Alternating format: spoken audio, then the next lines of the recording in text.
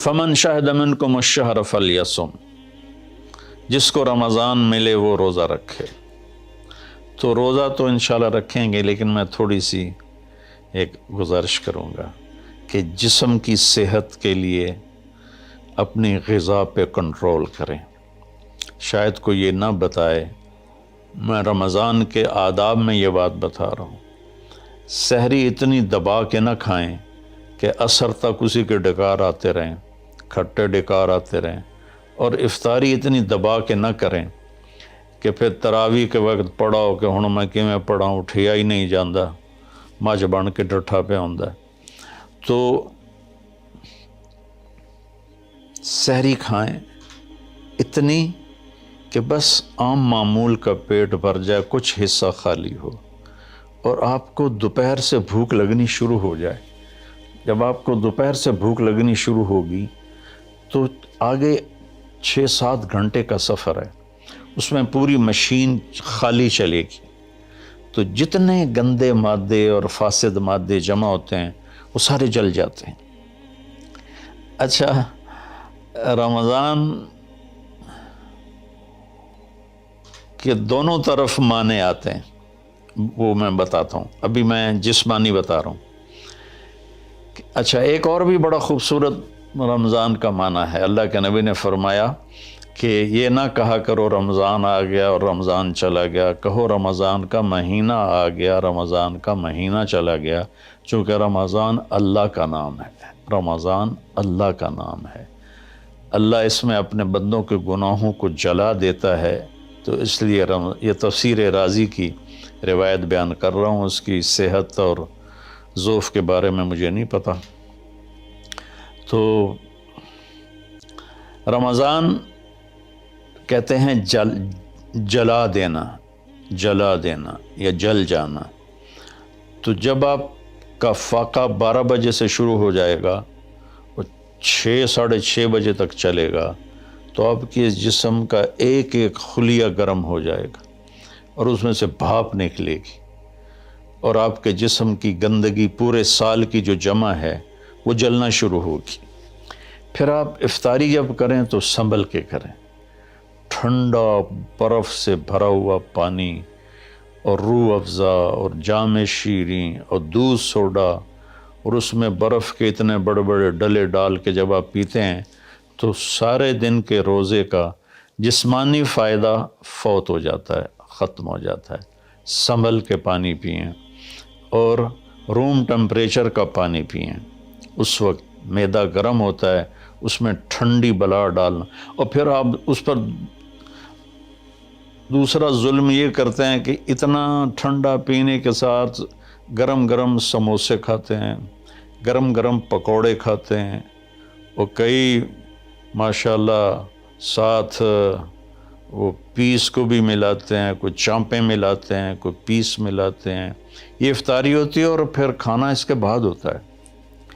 تو سادہ پانی سے روزہ افطار کریں، اور مغرب کی نماز کے بعد ہلکا پھلکا کھانا لیں، اور پھر تراویح کا انتظار کریں، تراویح پڑھیں، اور اس کے بعد جس کا ذوق ہے ٹھنڈا پانی پینے کا وہ ٹھنڈا پی لے، گرم کا ذوق ہے گرم پی لے، لیکن برائے مہربانی کئی چیزوں کا، اب میں ایک آپ کو مثال دیتا ہوں۔ یہ ہماری گاڑیاں ہیں معمولی سی، تو ہم اس میں دیکھتے ہیں کہ اچھا پیٹرول کہاں ملتا ہے۔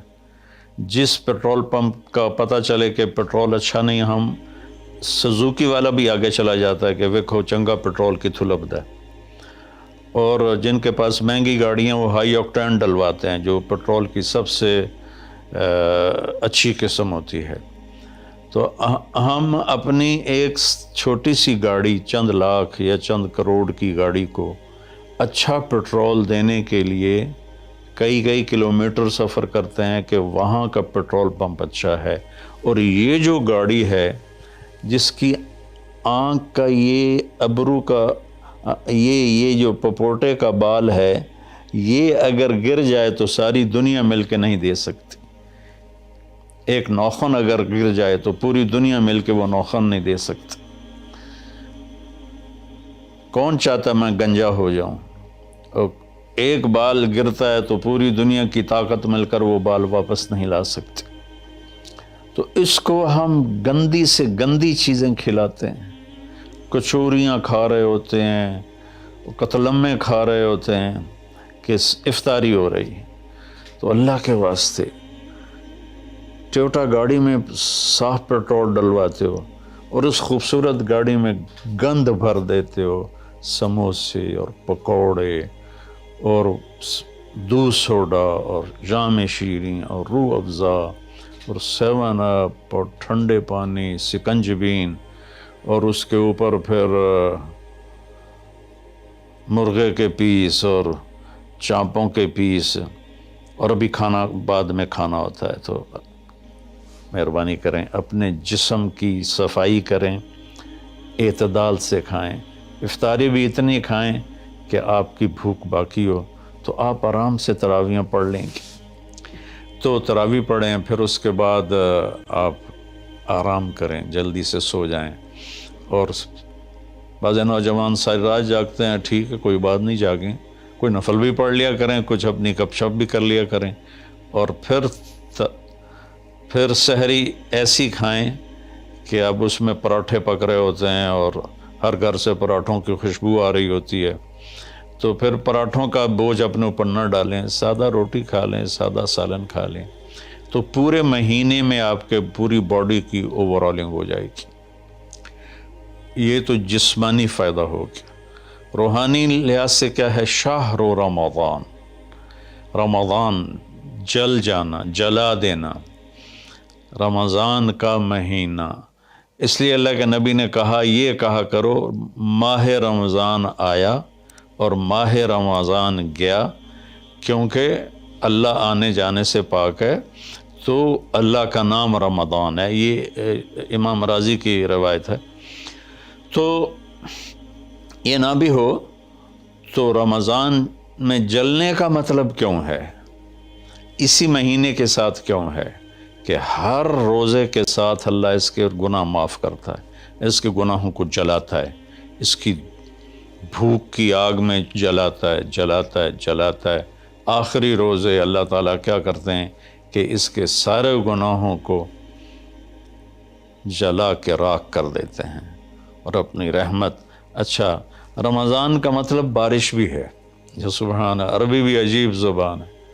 رمضان کا مطلب بارش بھی ہے. رمضان کا مطلب اگر رمضا مصدر ہو، رمضا، تو یہ بارش کا مطلب ہے. رمضا ہو تو یہ جلانے کا مطلب ہے. سبحان اللہ، کہ رمضان ایسا مہینہ ہے کہ اس میں ایسی رحمت کی بارش ہوتی ہے، سارے گناہ دھل جاتے ہیں. رمضان ایسا مہینہ ہے کہ اس میں ایسی اللہ کی رحمت متوجہ ہوتی ہے کہ سارے گناہ جل کے راکھ ہو جاتے ہیں، ہوا میں اڑا دیے جاتے ہیں راکھ کی طرح.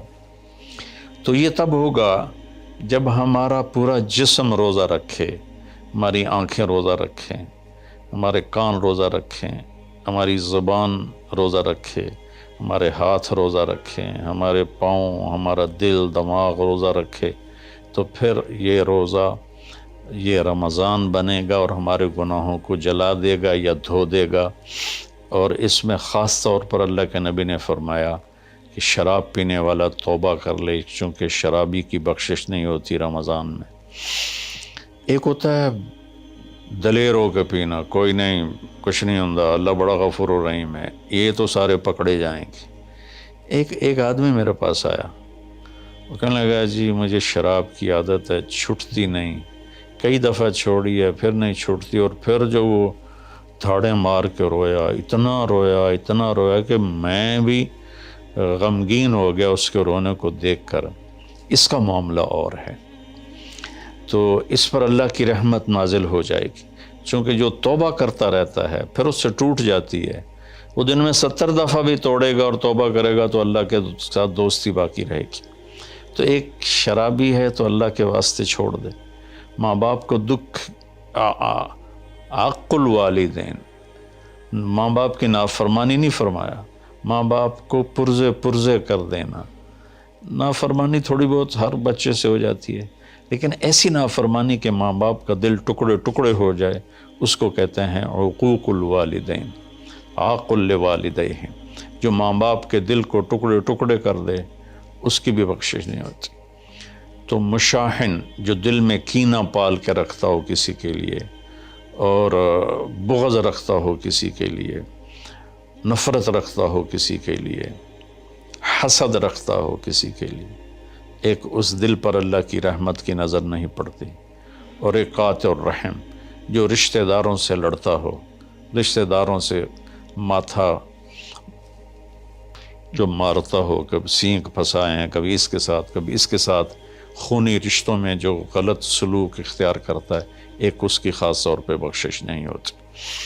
تو باقی اللہ کا دریائے رحمت ہے، جو بھی توبہ کرے گا، مشرک بھی توبہ کرے گا معاف، سود خور توبہ کرے گا معاف، چور توبہ کرے، ڈاکو توبہ کرے، زانی توبہ کرے، قاتل توبہ کرے، شرابی توبہ کرے، ماں باپ کا نافرمان توبہ کرے، اور رشتہ داروں سے لڑنے والا توبہ کرے، نفرت رکھنے والا توبہ کرے، اور سود پہ کام کرنے والا توبہ کرے، سود کھانے والا توبہ کرے، سب معاف ہو جائے گا، سب معاف